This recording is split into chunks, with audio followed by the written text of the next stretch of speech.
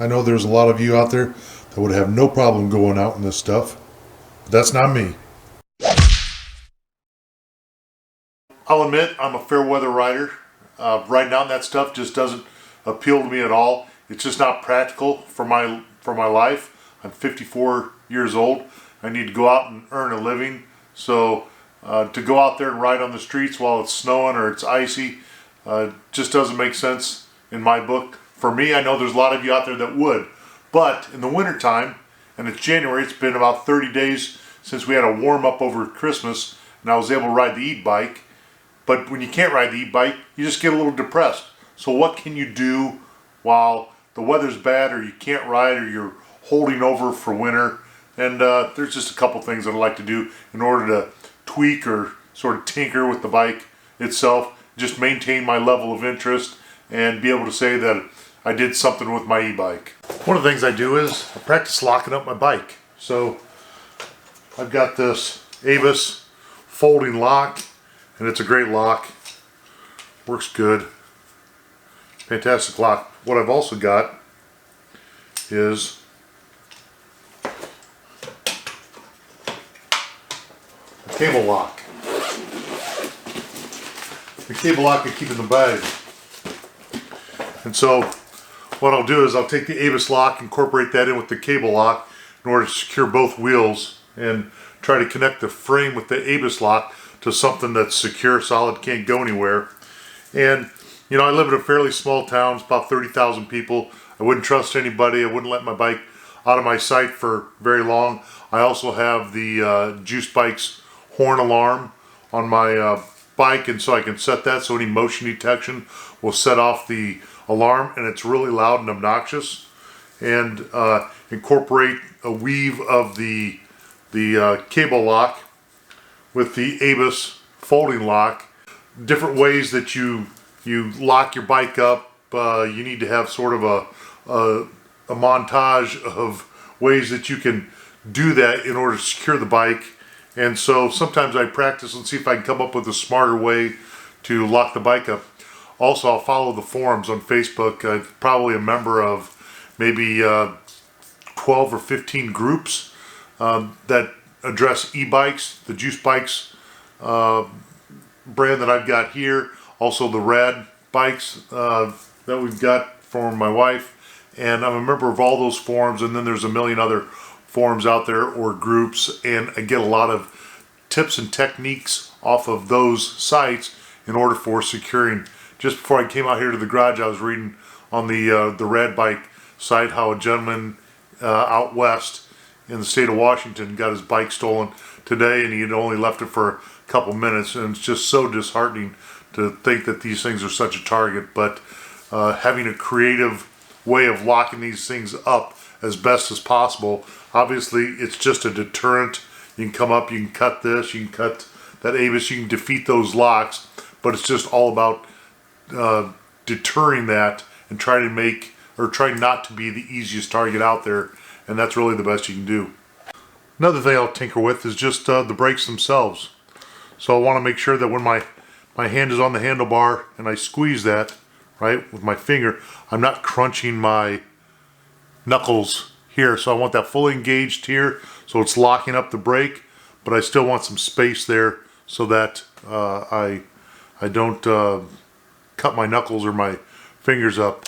You know, when you ride, you should ride with a finger or two out here on the brake. You don't want to ride with the whole hand out there, because then you just don't have as much control of the handlebar itself and the bike if you hit a pothole or whatnot. So adjusting the brakes so that you can depress them fully and it not cutting into your knuckles around the handlebar is something else I tinker with. Make sure those adjusted well. Another things are the bike setting themselves on the LCD.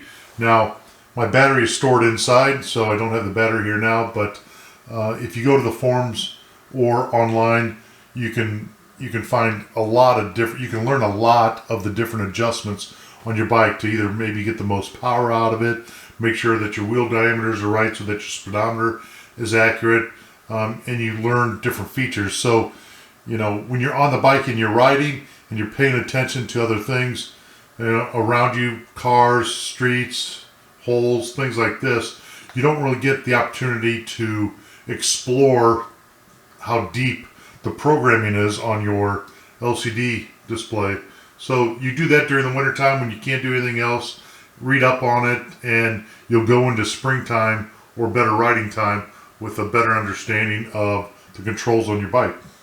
Here's something I'll do on a pretty regular basis, especially when I'm just tinkering it, and that is this muck off brush. This is a Cassette cleaning brush. It's got this jagged edge on the one side, so you can get in your cassette of your gears and you can pull out, you know, sticks and grass and all that stuff, and then you can take this and put it in there and you can brush really well and clean your cassette or your chain a little bit, but get in there. So the smooth operation, if you're riding your e-bike and it's making a noise while you're pedaling, a lot of times your gear cables have stretched, right? So you're in between a gear, you're not quite fully seated on a gear, and it just needs to be adjusted, either tightened or loosened.